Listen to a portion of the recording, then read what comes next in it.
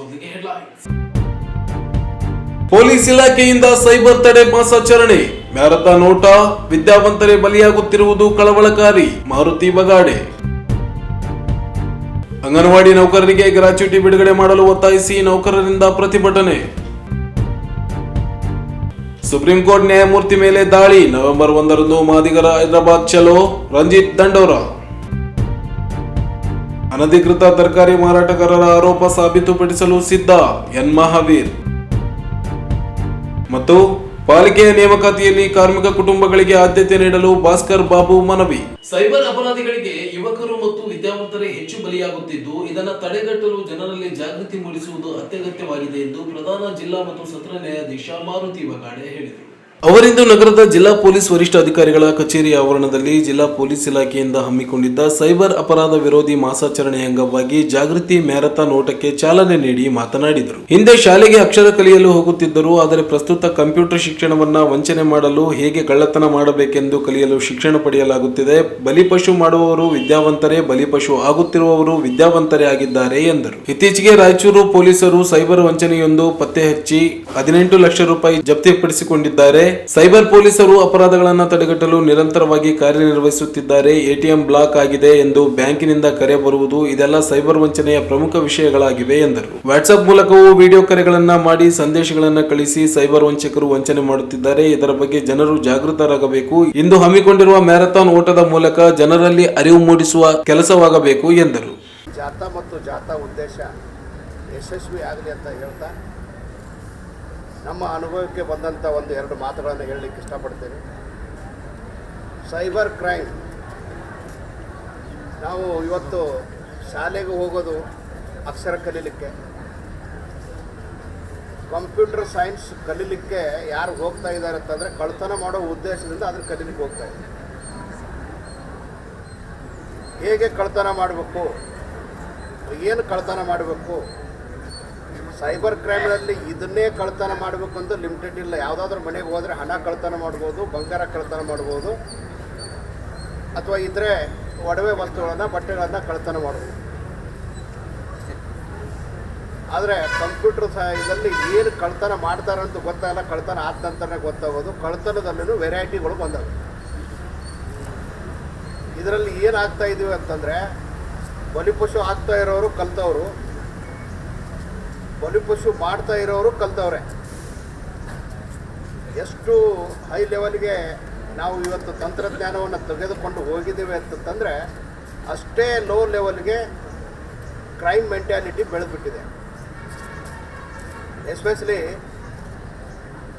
ಈಗ ಹಿಂದೆ ವಾರದಲ್ಲಿ ಅಥವಾ ಹೋದ ವಾರ ಒಂದು 15 ದಿವಸದಿಂದ ನೋಡಿದೆ, ನಮ್ಮ ರಾಯಚೂರು ಪೊಲೀಸರು ಯಾರ ಕಡೆಯಿಂದ ಒಂದು 15 ಕೋಟಿ ರೂಪಾಯಿನೂ ಜಪ್ತಿ ಮಾಡಿಕೊಂಡಿದ್ದಾರೆ ಅಂತ. ಹಾಸನದಲ್ಲಿ ಏನೋ ನೋಡಿದೆ, ವೆಜಿಟೇಬಲ್ ವೆಂಡರು ಯಾರ ಹತ್ರ 150 ಕೋಟಿ ರೂಪಾಯಿ ಇದೆ ಅಂತ. ನಾವು 10 ರೂಪಾಯಿನೂ ಕೂಡ ನಮ್ಮ ಅಕೌಂಟಿಂದ ಹೋಗಿಬಿಟ್ರೆ ನಾವು ನೋಡಲ್ಲ, ಅದನ್ನು 10 ರೂಪಾಯಿನೂ ಹೋಗಿಬಿಟ್ಟಿರ್ತದೆ, ನಾವು ನೋಡಲ್ಲ. ಈ 10 ರೂಪಾಯಿನೂ ತೆಗೆದುಕೊಂಡು ಸೈಬರ್ ಕ್ರೈಮ್ ಮಾಡೋರು ಇದ್ದಾರೆ, 1000 ತೊಗೊಂಡು ಮಾಡೋರು ಇದ್ದಾರೆ, ಪೂರ್ತಿ ಬ್ಯಾಂಕ್ ಅಕೌಂಟ್ ಖಾಲಿ ಮಾಡ್ಕೊಂಡವರು ಇದ್ದಾರೆ. ಆದ್ದರಿಂದ ನಮ್ಮಲ್ಲಿ ಬ್ಯಾಂಕಿನಲ್ಲಿ ಎಷ್ಟು ಹಣ ಇದೆ ಅಷ್ಟೇ ಜಾಗೃತಿಯನ್ನು ನಾವು ಇವತ್ತು ವಹಿಸ್ಕೊಳ್ಬೇಕಾಗಿದೆ. ಏನೋ ಒಂದು ಮೆಸೇಜ್ ಬಂದುಬಿಡ್ತದೆ. ನನಗೊಂದು ಮೆಸೇಜ್ ಬಂದಿತ್ತು, ಐ ಲವ್ ಯು ಅಂತ. ಅದ್ರ ಮುಂದೆ ಬಂತು ಮತ್ತು I am too much love in with I am intending to donate so much of dollars, please share your account. ಮತ್ತು ಅದ್ರ ಜೊತೆಗೆ ಇನ್ನೊಂದು ಬಂತು, ಅದಕ್ಕೆ ಅಡ್ವಾನ್ಸಾಗಿ 20,000 ನನಗೆ ಕಟ್ಟಿ ಅಂತ. ಅದಕ್ಕೆ ನಾನು ಅವ್ರಿಗೆ ವಾಪಸ್ ಉತ್ತರ ಕೊಟ್ಟರೆ, ನೀವು ಕೊಡೋದ್ರಲ್ಲೇ 20,000 ಡಿಡಕ್ಟ್ ಮಾಡ್ಕೊಂಡು ನನ್ನ ಅಕೌಂಟಿಗೆ ಹಾಕಿ. ಒಬ್ರದ್ದು ಯಾರ್ದೋ ಮ್ಯಾನೇಜರ್ದಿಂದ ಬಂತು ಫೋನು, ನಾನು SBI ಮ್ಯಾನೇಜರು, ನಿಮ್ಮ ATM ಕಾರ್ಡ್ ಲಾಕ್ ಆಗಿದೆ, ATM ಕಾರ್ಡನ್ನು ಓಪನ್ ಮಾಡಬೇಕು, ದಯವಿಟ್ಟು ಪಾಸ್ವರ್ಡ್ ಶೇರ್ ಮಾಡಿ ಅಂತ. ಅವನು ಹೇಳ್ತಾ ಇದ್ದಾನೆ SBI ಮ್ಯಾನೇಜರ್ ಅಂತ, ಆದರೆ ಅವನು ಯೂಸ್ ಲ್ಯಾಂಗ್ವೇಜ್ ಮಾಡೋದು ಸ್ಲಮ್ ಲ್ಯಾಂಗ್ವೇಜ್. ಅದಕ್ಕೆ ಅವ್ನು ಕೇಳಿದೆ, ನಂದು SBI ಮ್ಯಾನೇಜರ್ ಕಾರ್ಡ್ ಇಲ್ಲ, ಕರ್ನಾಟಕ ಬ್ಯಾಂಕದ ಕಾರ್ಡ್ ಇದೆ ಅಂದರೆ ಮತ್ತೆ ಹೇಳ್ತಾರೆ ಕರ್ನಾಟಕ ಬ್ಯಾಂಕದ್ದೇ ಕೊಡಿ. ಸೊ ಸ್ಲಮ್ದಿಂದ ಹಿಡ್ಕೊಂಡು 5 ಸ್ಟಾರ್ ಹೋಟೆಲ್ವರೆಗೂ ಎಲ್ಲರೂ ಎಕ್ಸ್ಪರ್ಟ್ ಆಗಿದ್ದಾರೆ ಯಾವ ರೀತಿ ಎಕ್ಸ್ಪ್ಲಾಯ್ಟ್ ಮಾಡಬೇಕು ಸೈಬರ್ ಅಸಿಸ್ಟೆಂಟ್ಸ್ದಿಂದ ಅಂತ. ನಮಗೆ ಅದು ಯಾವುದೂ ಗೊತ್ತಿಲ್ಲ. ನಮಗೆ ಮೊಬೈಲ್ದಲ್ಲಿ ಚಾಟ್ ಮಾಡೋದು ಮಾತ್ರ ಗೊತ್ತು. ವ್ಯಾಟ್ಸಪ್ದಲ್ಲಿ ಚಾಟಿಂಗ್ ಮಾಡ್ತಾನೆ, ಎಷ್ಟೋ ನಮ್ಮನ್ನೇ ಕ್ಯಾಚ್ ಮಾಡ್ತಾರಂತೆ, ನಮ್ಮನ್ನೇ ವಿಡಿಯೋ ಮಾಡ್ತಾರಂತೆ. ಹಾಗಾಗಿ ನಾವೆಲ್ಲರೂ ಇವತ್ತು ಬಲಿಪಶು ಯಾರು ಆಗ್ತಾಯಿದ್ದೀವಿ ಅಂತಂದರೆ ಯುವಕರೇ ಜಾಸ್ತಿ ಆಗ್ತಾಯಿದ್ದೀವಿ, ವಿದ್ಯಾವಂತರೇ ಜಾಸ್ತಿ ಆಗ್ತಾಯಿದ್ದೀವಿ. ಆರೋಪಿಗಳು ಕೂಡ ನಮ್ಮಲ್ಲೇ ಇದ್ದಾರೆ. ಅದರಿಂದ ಈ ಒಂದು ಜಾಥಾ ಏನಿದೆ ಇದು ನಮ್ಮಕ್ಕೂ ನಾವು ಅರಿವು ಮೂಡಿಸ್ಕೊಳ್ಳೋ ಜೊತೆಗೆ ಇದರ ಬಗ್ಗೆ ಪಬ್ಲಿಕ್ಗೂ ಕೂಡ ಅರಿವು ಮೂಡಿಸ್ಕೊಳ್ಳೋದು ಒಂದು ಉದ್ದೇಶ ಇರೋದರಿಂದ ಇದು ಯಶಸ್ವಿ ಆಗಲಿ ಅಂತ ಹೇಳಿ ನಾನು ಹಾರೈಸ್ತಾ ಇದ್ದೀನಿ. ಯಾರೂ ಕೂಡ ಮೊಬೈಲನ್ನು, ಇಂಟರ್ನೆಟ್ಟನ್ನು ದುರ್ಬಳಕೆ ಮಾಡ್ಕೊಳ್ಬೇಡಿ. ಮಾಡ್ಕೊಳ್ಳೋದು ಮುಂಚೆ ಅದು ಮಿಸ್ಯೂಸ್ ಆಗ್ತಾ ಇದೆ ಇಲ್ವಾ, ನಾನು ಸರಿಯಾದ ರೀತಿಯಲ್ಲಿ ಯೂಸ್ ಮಾಡ್ತಾ ಇದ್ದೀನಿ ಇಲ್ವಾ ಅಂತ ನೀವು ಕನ್ಫರ್ಮ್ ಮಾಡಿಕೊಂಡು ಯೂಸ್ ಮಾಡಿಕೊಂಡ್ರೆ ಅದು ಒಳ್ಳೆಯದಾಗ್ತದೆ ಅಂತ ಹೇಳ್ತಾ ಎರಡೆರಡು ಮಾತುಗಳನ್ನು ಮುಗಿಸ್ತೀನಿ. ಜೈ ಹಿಂದ್, ಜೈ ಕರ್ನಾಟಕ. ಇನ್ನು ಇದೇ ವೇಳೆ ಜಿಲ್ಲಾ ಪೊಲೀಸ್ ವರಿಷ್ಠಾಧಿಕಾರಿ ಎಂ ಪುಟ್ಟಮ್ಮದಯ್ಯ ಮಾತನಾಡಿ, ಇತ್ತೀಚೆಗೆ ಸಮಾಜದಲ್ಲಿ ಚರಾಸ್ತಿಗೆ ಸಂಬಂಧಿಸಿದಂತೆ ಸೈಬರ್ ಪ್ರಕರಣಗಳು ಹೆಚ್ಚಾಗುತ್ತಿವೆ. ಆಧುನಿಕ ತಂತ್ರಜ್ಞಾನ ಸಾಕಷ್ಟು ಮುಂದುವರಿಯುವುದರ ಜೊತೆಗೆ ಸಾಕಷ್ಟು ಅನಾಹುತಗಳಿಗೆ ಕಾರಣವಾಗುತ್ತಿವೆ. ಗ್ರಾಮೀಣ ಪ್ರದೇಶಗಳಲ್ಲಿಯೂ ಸೈಬರ್ ಪ್ರಕರಣಗಳು ಹೆಚ್ಚಾಗುತ್ತಿದ್ದು, ಆಧುನಿಕ ತಂತ್ರಜ್ಞಾನವನ್ನು ಜೀವನದಲ್ಲಿ ಅಳವಡಿಸಿಕೊಂಡಿರುವ ಪರಿಣಾಮ ಅಪರಾಧಗಳು ನಡೆಯುತ್ತಿವೆ. ಅನಗತ್ಯ ಲಿಂಕ್ ಒತ್ತಿ ಎಪಿಕೆ ಅಪ್ಲಿಕೇಶನ್ ಫೈಲ್ಗಳನ್ನು ಕ್ಲಿಕ್ ಮಾಡುವುದರಿಂದ ಸೈಬರ್ ವಂಚನೆಗಳು ನಡೆಯುತ್ತವೆ. ಈ ಬಗ್ಗೆ ಜನರು ಜಾಗೃತರಾಗಬೇಕು ಎಂದು ತಿಳಿಸಿದರು. ದೇಶದಾದ್ಯಂತ ಈ ತಿಂಗಳನ್ನು ಸೈಬರ್ ಅಪರಾಧ ವಿರೋಧ ಮಾಸಾಚರಣೆ ಅಂತ ಮಾಡ್ತಾಯಿದ್ದೀವಿ. ಅದರಲ್ಲಿ ನಮ್ಮ ಜಿಲ್ಲೆಯೂ ಕೂಡ ಇವತ್ತು ಅದರ ಆಚರಣೆಯಲ್ಲಿದೆ. ಇತ್ತೀಚಿನ ದಿನಗಳಲ್ಲಿ ಮುಖ್ಯವಾಗಿ ಆಸ್ತಿಗೆ ಸಂಬಂಧಪಟ್ಟಂಥ ಅಪರಾಧಗಳು ಅಂತಂದರೆ ಸ್ಥಿರಾಸ್ತಿ ಅಲ್ಲ, ಚರಾಸ್ತಿ, ಮೊಬೈಲ್ ಪ್ರಾಪರ್ಟಿ, ಇಮ್ಮೊಬೈಲ್ ಪ್ರಾಪರ್ಟಿ ಅಲ್ಲ. ಇದರಲ್ಲಿ ಎಲ್ಲೂ ಈ ಗೋಡೆ ಕೊಡ್ದು ಅಥವಾ ಬಾಗಿಲು ಮುರಿದು ಎಲ್ಲೂ ಕಳ್ತನ ಆಗಲ್ಲ. ಕಳ್ತನ ಆಗೋದು ನಾವೇನು ಇಂದಿನ ಆಧುನಿಕತೆ ಏನಿದೆ, ಇಂದಿನ ತಂತ್ರಜ್ಞಾನ ಏನಿದೆ, ಆ ತಂತ್ರಜ್ಞಾನ ಎಲ್ಲನೂ ಒಬ್ಬರಲ್ಲ ಒಂದಲ್ಲ ಒಂದು ರೀತಿಯಲ್ಲಿ ಎಲ್ಲರೂ ಬಳಸ್ತಾ ಇದ್ದೀವಿ. ಇವತ್ತು ಗ್ರಾಮಾಂತರ ಪ್ರದೇಶಗಳಲ್ಲಿ ತುಂಬ ರಿಮೋಟ್ ಪ್ಲೇಸಲ್ಲಿರೋರು ಕೂಡ ಮೊಬೈಲ್ ಯೂಸ್ ಮಾಡೋದು ಗೊತ್ತು. ಸ್ಮಾರ್ಟ್ ಫೋನ್ ಯೂಸ್ ಮಾಡ್ತಿದ್ರು ಕೀಪ್ಯಾಡ್ ಅಂತ ಯೂಸ್ ಮಾಡ್ತಾ ಇರ್ತಾರೆ. ಹೀಗಾಗಿ ಆಧುನಿಕತೆ ಜೊತೆಯಲ್ಲಿ ನಮ್ಮ ಜೀವನದ ಪ್ರಯಾಣ ಸಾಗ್ತಾ ಇರುತ್ತೆ. ಮತ್ತು ಅಪರಾಧಗಳು ಮತ್ತು ನಮ್ಮ ಜೀವನ ಶೈಲಿ ಎರಡು ಒಂದಕ್ಕೊಂದು ತುಂಬ ಸಂಬಂಧ ಇದೆ. ಹಾಗಾಗಿ ಪ್ರತಿ ಒಂದು ಹ್ಯಾಂಗಲಲ್ಲೂ ಕೂಡ ನಾವು ಈ ತಂತ್ರಜ್ಞಾನ ಜೊತೆಲಿ ಮೂವ್ ಆಗ್ತಾ ಇದ್ದೀವಿ. ಅದರ ಜೊತೆಗೆ ನಮ್ಮ ಆ್ಯಕ್ಟಿವಿಟೀಸು ಮತ್ತು ನಮ್ಮ ಏನು ಕಳಿಸ್ಕೊಂಡಿರೋಂಥದ್ದೆಲ್ಲ ಒಂದು ಬ್ಯಾಂಕಲ್ಲೋ ಎಲ್ಲೋ ಒಂದು ಇಟ್ಕೊಂಡಿರ್ತೀವಿ. ಅಕಸ್ಮಾತ್ ಒಂದೇ ಒಂದು ಲಿಂಕ್ ಬಂದರೆ, ಒಂದು ಆ್ಯಪ್ ಬಂದರೆ ಏನಾಗುತ್ತೆ, ಎಷ್ಟು ನಿಮ್ಗೆ 4-5 ನಿಮಿಷದ ವಿಡಿಯೋ ತೋರಿಸ್ತೀವಿ ಅಲ್ಲಿ ರಂಗಮಂದಿರದಲ್ಲಿ, ನಿಮ್ಗೆ ಇನ್ನಷ್ಟು ಮಂದಾಟ ಸುಮ್ಮನೆ ಒಂದು ಕ್ಲಿಕ್ ಮಾಡಿದ್ರೆ ಸಾಕು, ನಮ್ಮ ಏನೇನು ಕೊಟ್ಟಿರ್ತೀವಿ ಬ್ಯಾಂಕ್ಗಳಿಗೆ ಅಥವಾ ಸಂಸ್ಥೆಗಳಿಗೆ ಎಲ್ಲರೂ ಕೂಡ ಅವ್ರ ಹೊಸ ಆಗುತ್ತೆ. ಇತ್ತೀಚೆಗೆ ನೀವು ಡೈಲಿ ನೀವು ನ್ಯೂಸ್ ಅಪ್ಡೇಟ್ ಮಾಡ್ಕೊಳ್ಳೋದಾದರೆ ಅಕ್ಷಯ್ ಕುಮಾರ್ ಅವರು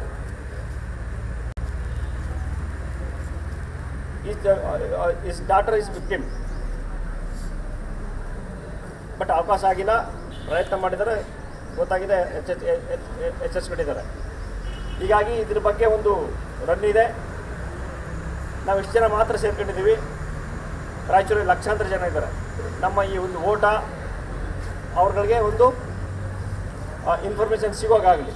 ಮತ್ತು ಎಲ್ಲರೂ ಕೂಡ ಈ ಒಂದೇನು ಅಪರಾಧಗಳಿದ್ದಾವೆ, ಈ ಸೈಬರ್ ಅಪರಾಧಗಳು ಅಂದರೆ ಇನ್ವಿಸಿಬಲ್, ಇವು ಕಣ್ಣು ಕಾಣಿಸಲ್ಲ, ನಮ್ಮ ಕೈಗೂ ಸಿಗಲ್ಲ, ಕಣ್ಣು ಕಾಣಿಸಲ್ಲ. ಆಮೇಲೆ ಎಷ್ಟೋ ಜನ ಪ್ರತಿಷ್ಠಿತ ಕುಟುಂಬಗಳವರು ಇದ್ರ ಬಗ್ಗೆ ಹಣ ಕಳ್ಕೊಂಡಿರ್ತಾರೆ, ಬಟ್ ಎಲ್ಲೂ ಬಂದು ಕೇಸ್ನ ದಾಖಲು ಮಾಡಿರಲ್ಲ.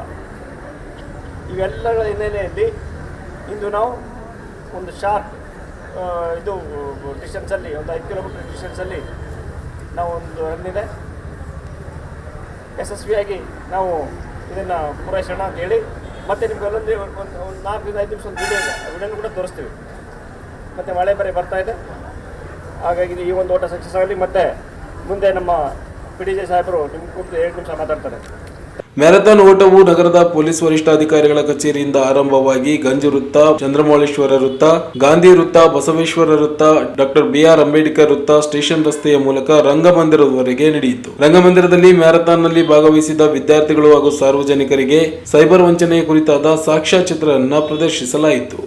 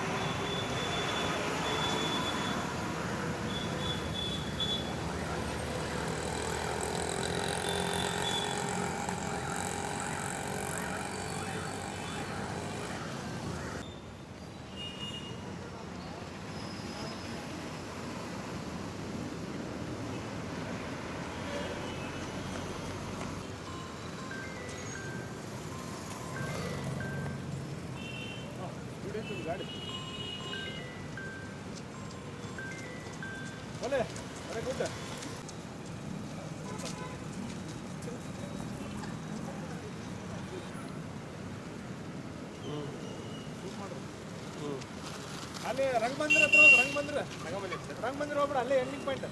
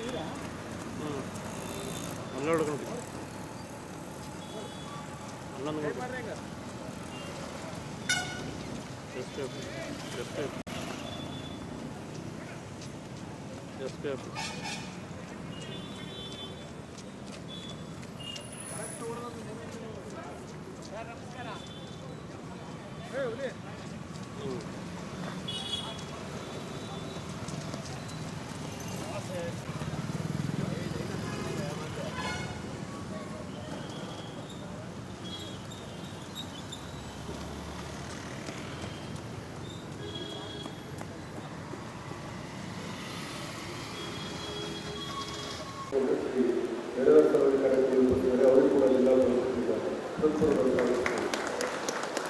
ಹಾಗೆಯೇ ನಮ್ಮ ಜಿಲ್ಲಾ ಪೊಲೀಸರಿಂದ ಸ್ಥಾಪಿಸುತ್ತೇನೆ. ಹಾಗೆ ಇನ್ನೂ ಹರಿಸರವರು ಕೂಡ ಈ ಕಾರ್ಯಕ್ರಮಕ್ಕೆ ಸೂತ್ರವನ್ನು ಸ್ವಾಗತಿಸುತ್ತೇನೆ. ಇರ್ತಕ್ಕಂಥ ಈಗ ಮತ್ತು ಸೈಬರ್ ಮತ್ತು ಅವರಿಗೆ ಈ ಕಾರ್ಯಕ್ರಮಕ್ಕೆ ಸೂತ್ರವನ್ನು ಸ್ವಾಗತಿಸುತ್ತೇನೆ.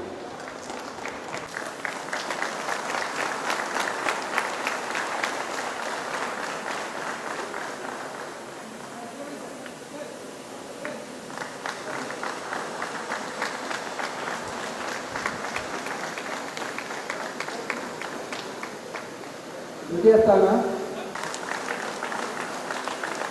ಸ್ಥಾನ ಮತ್ತೊಮ್ಮೆ saint Thomas degree college Naresh.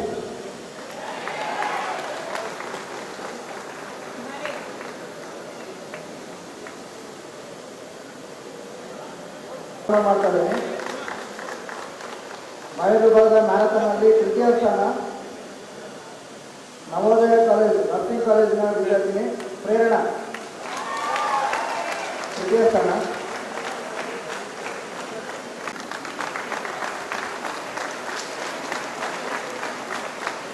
ದ್ವಿತೀಯ ಸ್ಥಾನ ನವೋದಯ ನರ್ಸಿಂಗ್ ಕಾಲೇಜ್ ವಿದ್ಯಾರ್ಥಿನಿ ಮೋನಿಶಾ ಪಾಟೀಲ್.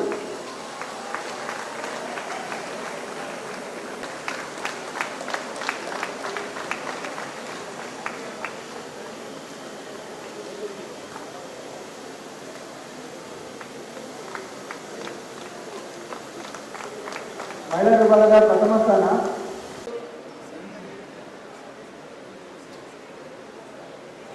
ಗೌರ್ಮೆಂಟ್.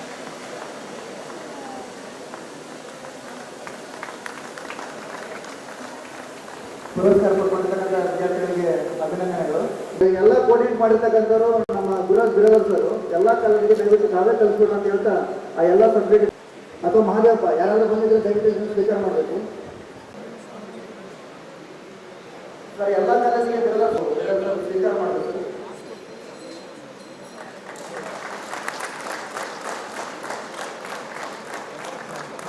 ಕಾರ್ಯಕ್ರಮ ಚಿಕ್ಕಿದ್ರೆ ಅಥವಾ ಇನ್ಫಾರ್ಮೇಶನ್ ಚಿಕ್ಕಿದ್ರೆ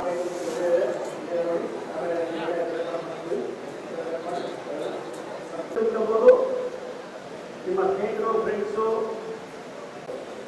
ನಾಗರಿಕತೆ ಬದಲಾಗ್ತವೆ. ನಾಗರಿಕತೆ ಬದಲಾದಂತೆ ಸಮಾಜದಲ್ಲಿ ಅಪರಾಧಗಳು ಕೂಡ ತನ್ನ ಸ್ವರೂಪ ಅಂದರೆ ಮೂಲ ಸ್ವರೂಪದಿಂದ ಜನರಿನ ಸ್ವರೂಪಗಳಾಗಿ ಬದಲಾಗ್ತವೆ. ಇಲ್ಲಿ ನಮ್ಮ ಉದ್ದೇಶ ಏನು ಅಂತಂದರೆ ನಾಗರಿಕರನ್ನ, ಜನರನ್ನ, ಸಾಮಾಜಿಕರನ್ನ ಈ ಒಂದು ಸೈಬರ್ ಅಪರಾಧಗಳಿಂದ ರಚನೆ ಮಾಡ್ಕೊಳ್ಳೋದು ಹೇಗೆ ಅಂತ ತಿಳಿಯೋದು. ಇಲ್ಲಿ ಮನೆ ಕಳ್ತನ ಆಗಲ್ಲ, ಬದಲಿಗೆ ನಮ್ಮ ಮನಸ್ಸನ್ನು ನಮ್ಮದೇ ಮೊಬೈಲ್ ಮುಖಾಂತರ ನಮ್ಮನ್ನು ನಂಬಿಸಿ ನಮ್ಮ ಅಕೌಂಟ್ನಲ್ಲಿರುವ ಡೆಪಾಸಿಟ್ ಅಥವಾ ಯಾವುದೇ ಹಣನ ದೋಸ್ತಾರೆ. ಇಮಿಡಿಯೇಟಾಗಿ 1 ಅವರಲ್ಲಿ ಆಗುತ್ತೆ. 1 crore ರೂಪಾಯಿ ಇದ್ದರೆ 3 ಅವರ್ಸಲ್ಲಿ ಮ್ಯಾಕ್ಸಿಮಮ್ ಮೇಡಮ್ ಹಾಕ್ಕೊಡ್ತೀನಿ ನಿಮ್ಮ ಅಕೌಂಟ್ಗೆ. ಯಾವ ಅಕೌಂಟ್ ಕೊಡ್ತೀರಾ ಆ ಅಕೌಂಟ್ಗೆ ಹಾಕ್ಬಿಡ್ತೀನಿ. 1 ಸೆಕೆಂಡಿಗೂ ಅದು ಬರಲಿಲ್ಲ ಅಂದರೆ ವಾಟ್ ನೆಕ್ಸ್ಟ್ ನನ್ನ ಲೈಫ್ ಯಾವ ಲೆವೆಲ್ ತಂದ್ಕೋಬಹುದು ಅನ್ನೋದ್ರ ಬಗ್ಗೆ 1 ಸೆಕೆಂಡ್ ನಾವು ಆಲೋಚನೆ ಮಾಡಿ. 2024ರಲ್ಲಿ NCRT ವರದಿ ಪ್ರಕಾರ ನಮ್ಮ ಭಾರತದಲ್ಲಿ ಸೈಬರ್ ಸಹಾಯವಾಣಿ 19 ಒಟ್ಟು ಕರೆಗಳ ಸಂಖ್ಯೆ 22,68,000 ಕರೆಗಳು ಬಂದಿದ್ದಾರೆ. 22,000 ಕೋಟಿಗಿಂತ ಅಧಿಕ ಹಣವನ್ನು ನಮ್ಮ ಭಾರತ ದೇಶದ ಜನರು ಕಳೆದುಕೊಂಡಿದ್ದಾರೆ. ಅದರಲ್ಲಿ ಕರೆಗಳು ನಮ್ಮ ಕರ್ನಾಟಕ ರಾಜ್ಯದಿಂದ ಆಗ್ತಾ ಇದೆ. ಈ ಒಂದು ಸೈಬರ್ ಪ್ರಕರಣಗಳು ಕರ್ನಾಟಕದಲ್ಲಿ ಹೆಚ್ಚಿಗೆ ಸಾಗ್ತಾ ಇದೆ. ಆನ್ಲೈನ್ನಲ್ಲಿ ಫೇಸ್ಬುಕ್ ಆಗಿರ್ಬೋದು, ವಾಟ್ಸಪ್ ಆಗಿರ್ಬೋದು, ಇನ್ಸ್ಟಾಗ್ರಾಮ್ ಆಗಿರ್ಬೋದು, ತಜ್ಞರಾಗಿರುವಾಗ ನಿಮಗೊಂದು ಆಮಿಷದ ಕರೆಗಳಾಗಿರ್ಬೋದು ಅಥವಾ ಲಿಂಕ್ಗಳಾಗಿರ್ಬೋದು ಬರ್ತವೆ. ನೀವು ಇಷ್ಟೊಂದು ಹಣವನ್ನು ಇನ್ವೆಸ್ಟ್ ಮಾಡಿದರೆ ಅದನ್ನು ದ್ವಿಗುಣ ಕೊಡ್ತೀವಿ ಅಥವಾ ಹೆಚ್ಚಿನ ಪ್ರಮಾಣದಲ್ಲಿ ಬಡ್ಡಿದರವನ್ನು ಕೊಡ್ತೀವಂತ ಆಮಿಷ ಹೊಂದಿ ಪ್ರಾರಂಭದಲ್ಲಿ ಅದರ ಲಾಭಾಂಶವನ್ನು ಕೊಡ್ತಾರೆ. ನೀವು ಹೆಚ್ಚಿನ ಹಣವನ್ನು ಹೂಡಿಕೆ ಮಾಡಿದ ನಂತರ ಆ ಹಣವನ್ನು ಅವರು ಯಾವುದೇ ಕಾರಣಕ್ಕೂ ಮರಳಿಸಲಿಲ್ಲ. 30,000 ಉಳಿಸೋಕೆ ಹೋಗಿ 3 ಲಕ್ಷ ಕಳ್ಕೊಂಡೆ. 3 ಲಕ್ಷ ಉಳಿಸೋಕೆ ಹೋಗಿ 30 ಲಕ್ಷ ಕಳ್ಕೊಂಡೆ. 30 ಲಕ್ಷ ಉಳಿಸ್ಕೊಳಕ್ಕೆ ಹೋಗಿ 3 ಕೋಟಿ ಕಳ್ಕೊಂಡೆ. ದಯವಿಟ್ಟು ಕರ್ನಾಟಕದ ಜನತೆಗೆ ಹೇಳೋದು ಒಂದೇ ಸರ್, ಕುತ್ಕೊಂಡು ಯೋಚನೆ ಮಾಡಿದಾಗ ನಾವು ದುಡಿದ್ರೇನೆ 1 100 ರೂಪಾಯಿ ಸಿಗಲ್ಲ ನಮಗೆ. ಹೆಂಗೆ ಹೋಗ್ಬಿಡ್ತೇವೆ ಗೊತ್ತಾಗಲ್ಲ. ಸೊ ಒಂದು ಸ್ವಲ್ಪ ವಿಚಾರ ಮಾಡಿ. ಯಾವುದೇ ಕಾರಣಕ್ಕೂ ರೈತರಾಗಿರ್ಬೋದು ಅಥವಾ ಯಾರೇ ಆಗಿರ್ಬೋದು ಕಷ್ಟಪಟ್ಟು ದುಡಿದ್ರೆ ನಿಮಗೆ ದಿನಕ್ಕೆ ದಿನಗೂಲಿ ಅಂದರೆ ಸಿಗಲ್ಲ. ನಿಮಗೆ 100 ರೂಪಾಯಿ ನಾವು ಹೆಂಗೆ ನಂಬ್ತೀವಿ? ಎಲ್ಲೋ ಇರ್ತಾರೆ ಅವರು, ಫೋಟೋ ಇರಲ್ಲ, ಅವ್ರು ಏನಿರಲ್ಲ, ಜಸ್ಟ್ ಒಂದು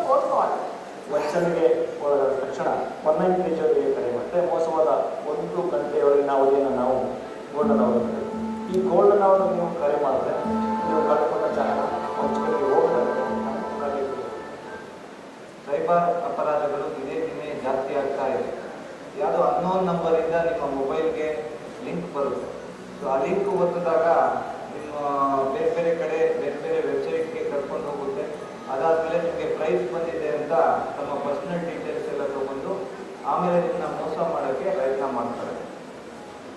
ನಾಡಿನ ಸಮಸ್ತ ಜನತೆಗೆ ನಮಸ್ಕಾರ. ನಾನು ಸಪ್ತಮಿ ಗೌಡ. ಈ ವಿಡಿಯೋ ನೋಡ್ತಾರೆ ಎಲ್ಲರೂ ನನ್ನ ನಮಸ್ತೆನ ಸಲ್ಲಿಸ್ತಾ ರಾಯಚೂರು SP ಶ್ರೀ ಪುಟ್ಟ ಮಾದಯ್ಯ IPS ಸರ್ ಹಾಗೂ ಅವರ ತಂಡ ಸೈಬರ್ ಅಪರಾಧಗಳನ್ನು ತಡೆಗಟ್ಟಲು ಈಗಾಗಲೇ ಒಂದು ಮಹತ್ವದ ಹೆಜ್ಜೆ ಇಟ್ಟಿದ್ದಾರೆ. ಸೈಬರ್ ಕ್ರೈಮ್ ಅನ್ನೋದೇನಿದೆ ತುಂಬ ದೊಡ್ಡದಾಗಿದೆ. ಯಾರು ಗೊತ್ತಿಲ್ಲದ ಲಿಂಕ್ ಬರುತ್ತೆ ಹಾಕಿಕೊಡಿಸ್ತಾರೆ. ಮುಂಚೆ ಕಳ್ತನ ಮಾಡಬೇಕಾದ್ರೆ ನಿಮ್ಮ ಮನೆಗೆ ಬಂದು ನಿಮ್ಮ ಮನೆ ಬಾಗಿಲು ಕಿಟಕಿ ಅದನ್ನೆಲ್ಲ ಮುರಿದು ಕಳ್ತನ ಮಾಡಬೇಕಾಗ್ತಾ ಇತ್ತು. ಬಟ್ ಈಗ ಸೈಬರ್ ಅಪರಾಧಿಗಳು ಯಾವುದೇ ಮೂಲೆಯಲ್ಲಾದರೂ ಕೂತ್ಕೊಂಡು ನಿಮ್ಮ ಅಕೌಂಟ್ಸ್ ಆಗಿರ್ಬೋದು, ನಿಮ್ಮ ಡೇಟಾ, ನಿಮ್ಮ ಪ್ರೈವಸಿ ಯಾವುದನ್ನಾದರೂ ಅವ್ರು ಕೊಳ್ಳೆ ಹೊಡ್ಬೋದು. ಬಹಳ ವೇಗವಾಗಿ ಒಂದು ದುಡ್ಡನ್ನು ಮಾಡ್ಬೋದು ಅನ್ನೋ ಒಂದು ಆಸೆ ಮೇಲೆ ಎಷ್ಟೋ ಜನ ಅದನ್ನ ಕ್ಲಿಕ್ ಮಾಡಿ ತಮ್ಮ ಡೀಟೇಲ್ಸ್ಗಳನ್ನು ಕೊಟ್ಟು ಮೋಸ ಹೋಗಿದ್ರು. ಯಾರಾದರೂ ಫೋನ್ ಮಾಡಿ OTP ಅಥವಾ ಯಾವುದಾದ್ರೂ ಲಿಂಕ್ ಮೇಲೆ ಕ್ಲಿಕ್ ಮಾಡಿ ಅಂತ ಹೇಳಿದ್ರೆ ಖಂಡಿತ ಮಾಡಿದ್ವಿ. ತಾವು ಜೀವನ ಪರ್ಯಂತ ಏನಿದೆ ಒಂದು ಕಷ್ಟಪಟ್ಟು ಹಣವನ್ನು ಕೂರಿಟ್ಟಿರೋ ಒಂದು ಕಡೆ ಅದಷ್ಟು ಡೀಟೇಲ್ಸ್ ಗೊತ್ತಿದ್ದೆ ನನಗೆ ಯಾವುದೋ ಲಿಂಕ್ ಕೊಟ್ಟು ಕಳ್ಕೊಳ್ಬೋದು. So think before you click ಅಂತ ಹೇಳ್ತಾರೆ. ಈ ಸೈಬರ್ ಕ್ರೈಮಿಂದ ದೂರ ಇರಲಿ. ಹಾಗೆ 1930 ಅನ್ನೋ ಹೆಲ್ಪ್ಲೈನ್ ನಂಬರ್ ಇದೆ, ಅದಕ್ಕೆ ಕಾಲ್ ಮಾಡಿ 24/7 ಇರ್ತಾರೆ ನಿಮ್ಗೆ ಹೆಲ್ಪ್ ಮಾಡೋದಕ್ಕೆ. ಸೈಬರ್ ವಂಚನೆಯಿಂದ ದೂರ. ಶ್ರಮವಿಲ್ಲದೆ ಮಾಡಿ ಯಾವುದೇ ಕಾರಣಕ್ಕೂ ನಾವು ಭರವಸೆನ ಕಳ್ಕೊಬಾರ್ದು. ಭರವಸೆ ಕಳ್ಕೊಳ್ಳೋದ್ರಿಂದ ನಮ್ಗಷ್ಟೇ ನಷ್ಟ ಅಲ್ಲ, ನಿಮ್ಮಗಳ ಕುಟುಂಬನೂ ಕೂಡ ತುಂಬ ತೀವ್ರ ಹಣಕಾಸಿನ ಕೊರತೆಗೆ ಒಳಗಾಗುತ್ತೆ. ಈ ಒಂದು ಸೈಬರ್ ಥ್ರೆಟ್ಗೆ ಎದುರಿ ಜೀವ ಕಳ್ಕೊಳ್ಳುವಂತಹ ಅಥವಾ ಆತ್ಮಹತ್ಯೆ ಮಾಡ್ಕೊಳ್ಳುವಂತಹ ಪ್ರಕರಣಗಳು ಒಂದೇ ಇರೋದನ್ನ ನಾವು ಇತ್ತೀಚೆಗೆ ಮೀಡಿಯಾಗಳಲ್ಲಿ, ಸೋಷಿಯಲ್ ಮೀಡಿಯಾಗಳಲ್ಲಿ ನೋಡ್ತಾ ಇದ್ದೀವಿ. ಹಾಗಾಗಿ ಸೈಬರ್ ಅಪರಾಧಗಳ ಬಗ್ಗೆ ಜಾಗೃತರಾಗೋಣ ಮತ್ತು ಯಶಸ್ವಿಯಾಗಿ ಅದನ್ನು ತಿಳಿಸೋಣ. ಪೊಲೀಸ್ ಇಲಾಖೆ ಈ ವಿಚಾರದಲ್ಲಿ ಸದಾ ನಿಮ್ಮ ಜೊತೆ ಇರುತ್ತೆ. ಈ ಸಂಬಂಧ ಪೊಲೀಸರು ಮತ್ತು ಜನಸಾಮಾನ್ಯರು ಒಟ್ಟಿಗೆ ಕೂಡಿ ಈ ಒಂದು ಡಿಜಿಟಲ್ ಜಗತ್ತನ್ನು ಸುರಕ್ಷಿತಗೊಳಿಸೋಣ. Precaution is better than remedy. Think before click the link. Thank you.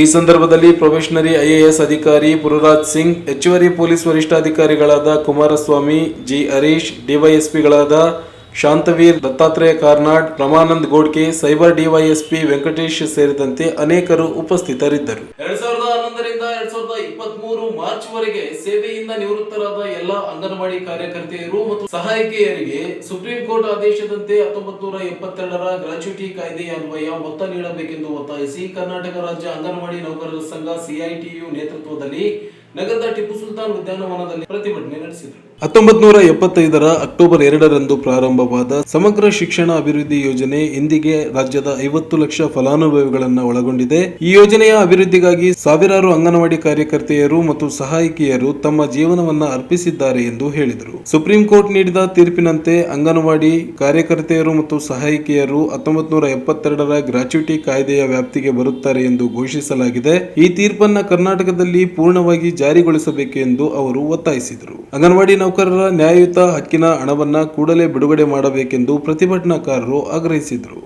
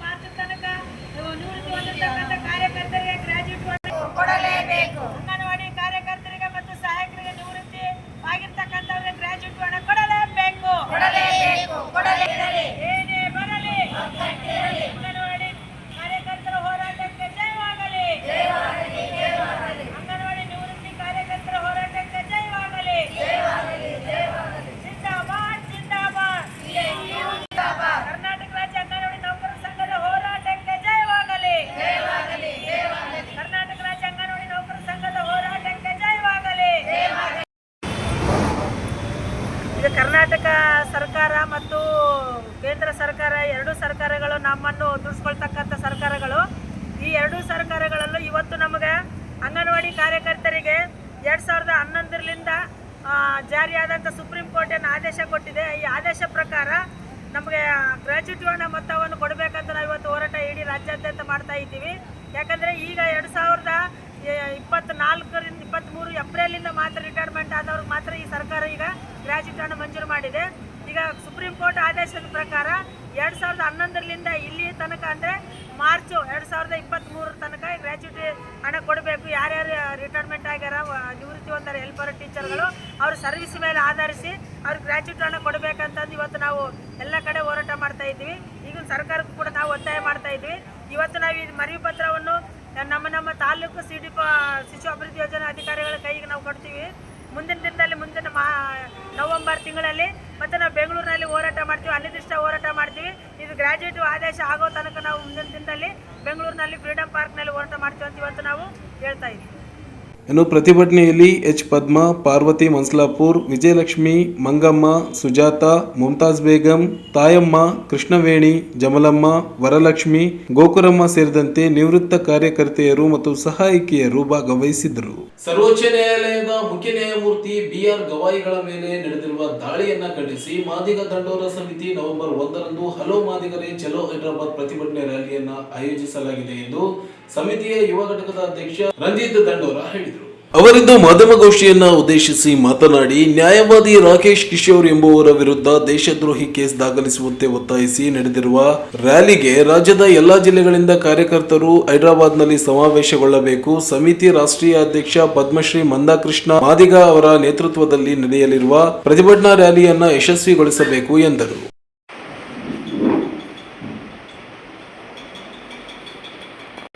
ಇಂದು ಪತ್ರಿಕಾಗೋಷ್ಠಿಯ ಹಾಗೂ ಸಂಪಾದಕರಿಗೂ ಎಲ್ಲ ನಮ್ಮ ಮಾದಿಗ ದಂಡೋರರು ಈ ಒಂದು ಪತ್ರಿಕಾಗೋಷ್ಠಿಗೆ ಆಗಮಿಸಿದ ಎಲ್ಲ ನನ್ನ ಈ ವೇದಿಕೆ ಮೇಲೆ ಕುಳಿತಿರುವಂತ ರಾಜ್ಯ ಕಾರ್ಯದರ್ಶಿ ದುಳ್ಳಯ್ಯ ಗುಂಜಾಳಿ ಅವರು ಹಾಗೂ ತಾಲೂಕು ಉಪಾಧ್ಯಕ್ಷರಾದ ಗೋವಿಂದ ಅವರು ಹಾಗೂ ತಾಲೂಕು ಕಾರ್ಯಾಧ್ಯಕ್ಷರಾದ ಚಕ್ರಪ್ಪ ಅಂಚಿನಾಳ್ ಅವರು ಹಾಗೂ ನರಸಿಂಹ ರಾಜಾಳ್ ಅವರು ಹಾಗೂ ದಾವೀದ್ ಮಚ್ಚದಾರ್ ಅವರು ಹಾಗೂ ಕಲ್ಮಾರಿ ಅನಿಲ್ ಕುಮಾರ್ ಅವರು BR ಗವಾಯಿ ಅವರ ಮೇಲೆ ನಡೆದ ದಾಳಿಯನ್ನು ಖಂಡಿಸಿ ನವೆಂಬರ್ 1ರಂದು ಹಲೋ ಮಾದಿಗರೇ ಚಲೋ ಹೈದರಾಬಾದ್ ಕಾರ್ಯಕ್ರಮ ರಾಷ್ಟ್ರೀಯ ಮಂದಾಕೃಷ್ಣ ಮಾದಿಗಣ್ಣವರು ಹಮ್ಮಿಕೊಂಡಿದ್ದಾರೆ. ಆದ್ದರಿಂದ ಇವತ್ತು ನಾವು ಜಿಲ್ಲಾ ಸಮಿತಿಯಿಂದ ಪತ್ರಿಕಾಗೋಷ್ಠಿಯನ್ನು ಕರೆದಿದ್ದೇವೆ. ಇದರ ಬಗ್ಗೆ ನಮ್ಮ ತಾಲೂಕು ಅಧ್ಯಕ್ಷರು ವಿಸ್ತೀರ್ಣವಾಗಿ ತಮಗೆ ತಿಳಿಸಿದ್ದಾರೆ.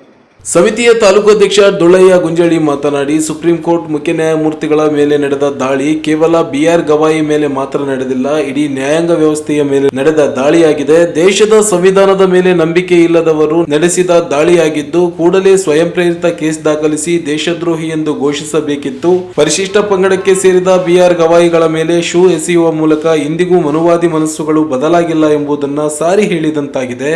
ಕೂಡಲೇ ಆರೋಪಿಯ ವಿರುದ್ಧ ಪ್ರತ್ಯೇಕ ತನಿಖೆ ನಡೆಸಬೇಕು. ರಾಕೇಶ್ ಕಿಶೋರ್ ರನ್ನ ದೇಶದ್ರೋಹಿ ಎಂದು ಘೋಷಿಸಿ ಗಡೀಪಾರು ಮಾಡಬೇಕು. ಇಂತಹ ಘಟನೆಗಳು ಮರುಕಳಿಸದಂತೆ ಸೂಕ್ತ ರಕ್ಷಣೆಗೆ ಆಗ್ರಹಿಸಿ ಹೈದರಾಬಾದ್ನಲ್ಲಿ ರ್ಯಾಲಿ ನಡೆಯಲಿದೆ.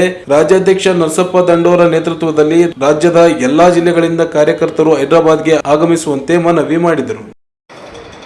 ಈಗಾಗಲೇ ಭಾರತ ದೇಶದಲ್ಲಿ ದೇಶದ ನ್ಯಾಯಾಂಗ ಮತ್ತು ವ್ಯವಸ್ಥೆಯ ಮೇಲೆ ನಡೆದಂಥ ದಾಳಿ BR ಗವಾಯಿ ಅವರ ಮೇಲೆ ನಡೆದ ದಾಳಿಯಾಗಿದೆ. ಈ ದಾಳಿ ಕೇವಲ ಒಬ್ಬ ವ್ಯಕ್ತಿ ಮೇಲಲ್ಲ, ಈ ದಾಳಿ ಭಾರತದ ಪ್ರಜಾಪ್ರಭುತ್ವದ ವ್ಯವಸ್ಥೆ ಮೇಲೆ ಮತ್ತು ಭಾರತದ ಸಂವಿಧಾನ ಮೇಲೆ ನಡೆದಂಥ ದಾಳಿಯಾಗಿದೆ. ಈ ದಾಳಿಯನ್ನು ಇಲ್ಲಿವರೆಗೆ ಕೇಂದ್ರ ಮಾನವ ಹಕ್ಕುಗಳ ಆಯೋಗ ಆಗಿರಬಹುದು ಮತ್ತು ದೆಹಲಿಯ ಪೊಲೀಸ್ ಇಲಾಖೆ ಆಗಿರಬಹುದು, ಸುಪ್ರೀಂ ಕೋರ್ಟ್ನಲ್ಲಿರುವಂತಹ ಪೊಲೀಸ್ ಇಲಾಖೆಯವರು ಸುಮೋಟೋ ಕೇಸನ್ನು ದಾಖಲಿಸದೆ ಇಲ್ಲಿಯವರೆಗೆ ನಿರ್ಲಕ್ಷ್ಯ ವಹಿಸಿ ದಲಿತರು ದೇಶದಲ್ಲಿ ಉನ್ನತ ಸ್ಥಾನವನ್ನು ಅಲಂಕರಿಸಿದರೆ ಈ ದೇಶದ ಕೆಲವು ಕಿಡಿಗೇಡಿಗಳು, ಈ ದೇಶದಲ್ಲಿ ಅಡಗಿರುವಂತಹ ಕೆಲವು ನಾವು ಬೇರೆ ಬೇರೆ ರೀತಿಯಲ್ಲಿ ಹೇಳಬೇಕಾದ್ರೆ ದಲಿತರಿಗೆ ಉನ್ನತ ಸ್ಥಾನಮಾನಗಳು ಸಿಕ್ಕರೆ ಇವರಿಗೆ ಸಹಿಸಿಕೊಳ್ಳದೇ ಇರುವಂತಹ ಕಿಡಿಗೇಡಿಗಳಿಂದ ಇವತ್ತು ಒಬ್ಬ ಚೀಫ್ ಜಸ್ಟಿಸ್ CJI ಮೇಲೆ ಏನು ಇವತ್ತು ಶೂ ಎಸುವಂತ ಕೆಲಸ ಸುಪ್ರೀಂ ಕೋರ್ಟ್ ನಲ್ಲಿ ನಡೆದಿದೆ ಅಂದ್ರೆ ದೇಶ ಯಾವ ಕಡೆ ಹೊಂಟಿದೆ, ದೇಶ ಮತ್ತು ಸುಪ್ರೀಂ ಕೋರ್ಟ್ಗೆ ಭದ್ರತೆ ಎಲ್ಲಿದೆ, ನ್ಯಾಯ ಕೊಡುವಂತ ನ್ಯಾಯಸ್ಥಾನದಲ್ಲಿ ಈ ತರ ಒಂದು ದಾಳಿಯನ್ನು ನಡೆದರೆ ಮತ್ತೆ ಸಾಮಾನ್ಯ ಪರಿಸ್ಥಿತಿ, ಸಾಮಾನ್ಯ ಬಡಪಾಯಿ ದಲಿತರ ಪರಿಸ್ಥಿತಿ ಹೇಗೆ ಎನ್ನುವುದು ನಮಗೊಂದು ಪ್ರಶ್ನೆ ಕಾಡ್ತಾ ಇದೆ. ಇದನ್ನು ಮನಗೊಂಡು ಈ ದೇಶದ ಮಾದಿಗರ ಮುದ್ದಿನ ಮಗ ಪದ್ಮಶ್ರೀ ಮಂದಾಕೃಷ್ಣ ಮಾದಿಗರನವರ ನಾಯಕತ್ವದಲ್ಲಿ ನವೆಂಬರ್ 1ರಂದು ಹೈದರಾಬಾದ್ ನಗರದಲ್ಲಿ ಸುಮಾರು 5 ಲಕ್ಷ ಜನ ಸೇರಿ ಬೃಹತ್ ಒಂದು ರ್ಯಾಲಿಯನ್ನು ಹಮ್ಮಿಕೊಳ್ಳಲಾಗಿದೆ. ಈ ರ್ಯಾಲಿಯ ಒಂದು ಉದ್ದೇಶ ದೇಶದಲ್ಲಿ ಕೇವಲ ದಲಿತರ ಮೇಲೆ ಅಲ್ಲ, ಈ ದೇಶ ವ್ಯವಸ್ಥೆಯನ್ನು ನಡೆಸುವಂತಹ ಕಾನೂನು ಮೇಲೆ ಹಲ್ಲೆಯಾದರೂ ಕೂಡ ಅದನ್ನು ಪ್ರಶ್ನಿಸುವಂತಹ ಶಕ್ತಿ, ಅದನ್ನು ಒಂದು ಹೋರಾಟದ ಮೂಲಕ ನ್ಯಾಯವನ್ನು ಕೊಡಿಸುವಂತಹ ವ್ಯಕ್ತಿ ಈ ದೇಶದ ಮಂದಕೃಷ್ಣ ಮಾದಿಗರವರು ಹೋರಾಟದ ಮೂಲಕ ರೂಪಿಸಿಕೊಂಡಿದ್ದಾರೆ.